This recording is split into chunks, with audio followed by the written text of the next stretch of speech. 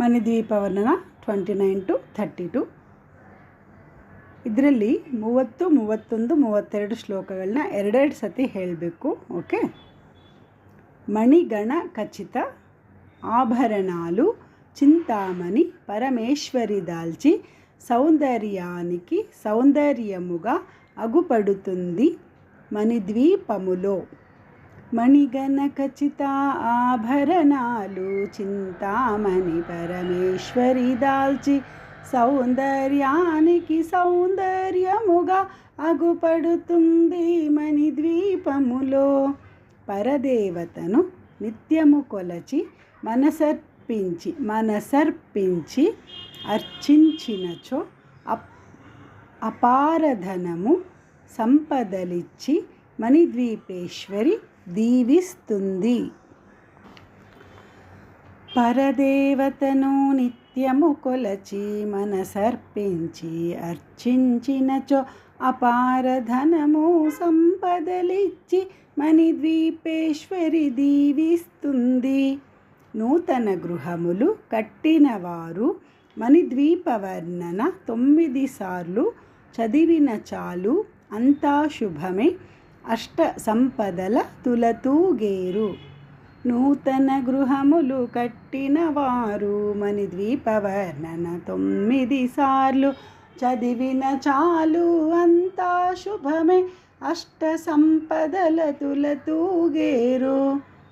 శివ కవితేశ్వరి శ్రీచక్రేశ్వరి మణిద్వీపవర్ణన చదివిన చోట తిష్ట వేసుకుని కూర్చొనునంట కోటి శుభాలను సమకూర్చుటకై. శివ కవితేశ్వరి శ్రీచక్రేశ్వరి మణిద్వీపవర్ణన చదివిన చోట తిష్ట వేసుకొని కూర్చొనునంట కోటి శుభాలను సమకూర్చుటకై. మణిగణ ఖచ్చిత ఆభరణాలు చింతామణి పరమేశ్వరి దాల్చి సౌందర్యానికి సౌందర్యముగా అగుపడుతుంది మణిద్వీపములో. పరదేవతను నిత్యము కొలచి మనసర్పించి అర్చించినచో అపారధనము సంపదలిచ్చి మణిద్వీపేశ్వరి దీవిస్తుంది. పరదేవతను నిత్యము కొలచి మనసర్పించి అర్చించినచో అపారధనము సంపదలిచ్చి మణిద్వీపేశ్వరి దీవిస్తుంది. నూతన గృహములు కట్టినవారు మణిద్వీపవర్ణన 9 సార్లు చదివిన చాలు, అంతా శుభమే, అష్ట సంపదల తులతూగేరు.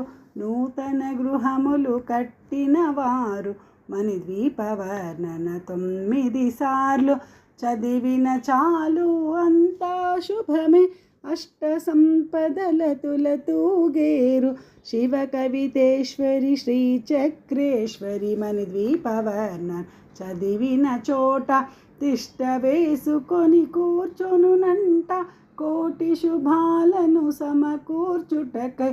శివ కవితేశ్వరి శ్రీచక్రేశ్వరి మణిద్వీపవర్ణన చదివిన చోట తిష్ట వేసుకొని కూర్చొనునంట కోటి శుభాలను సమకూర్చుటకై.